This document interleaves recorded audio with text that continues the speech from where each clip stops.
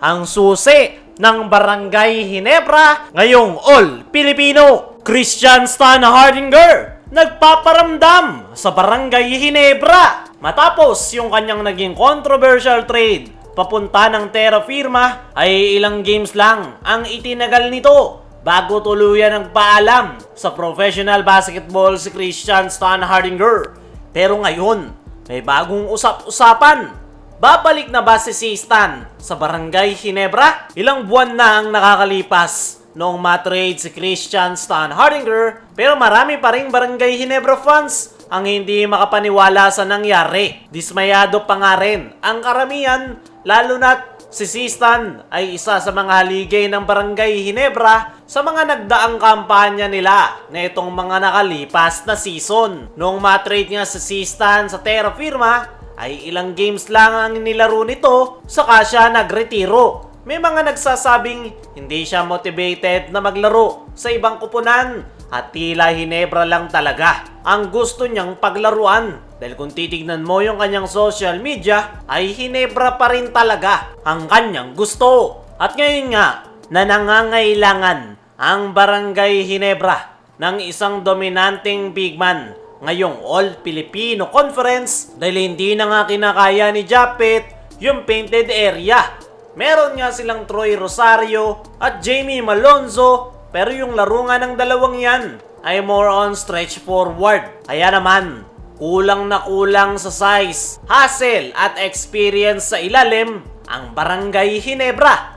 At dito na papasok ang tanong, kung available ba si Christian Stan Hardinger, bakit hindi na lang siyang kuning ulit? Ayon sa mga insiders, ay kasalukuyang nasa Pinas si Christian Stan Hardinger. At ang mas nakakagulat ay nasa Pasig nga lang ito, malapit sa practice facility ng kanyang dating kupunan. At may mga nagsasabing nagpaparamdam ito sa Ginebra management dahil naiispatan nga si Stan kung saan kasama nito yung ilan sa Barangay Ginebra players na dati niyang teammate. Ayon pa rin sa mga insiders, ay fit at ready to play pa rin talaga si Stan kahit ilang buwan na itong hindi naglalaro ng professional basketball. Hindi nga pinabayaan ni Stan ang kanyang katawan dahil tuloy-tuloy pa rin yung workout nito para manatiling kondisyon ang kanyang katawan. Mukhang may ine-expect nga si Stan na tawag, kaya ganun na lang yung kanyang pagpapakondisyon. At kung sakaling bumalik si Christian Stan Hardinger sa Barangay Ginebra, ay malaki ang maitutulong nito sa sistema ni Coach Tim. Isa siyang hard-working big man na marunong magbasa ng opensa, mahusay sa pick and roll, maaasahan sa depensa, at mayroong napakataas na basketball IQ. At ang pinaka-importante sa lahat ay alam niya ang triangle offense. Alam naman natin yung mga kayang gawin ni Stan at naniniwala ko na siya yung sagot sa problema ngayon ng Barangay Ginebra sa kanilang frontcourt position. Yung mga gaya nga ni Stan, yung nawala sa Ginebra na masipag at handang makipagpatayan sa loob ng painted area. Ang tanong ngayon, handa na ba ang Ginebra na tanggapin siyang muli? Lalo na ni Coach Tim Cone. Alam nating lahat na kaya tinrade ni Coach Tim si Stan ay meron silang hindi pagkakaunawaan. Pero naniniwala ako mga chong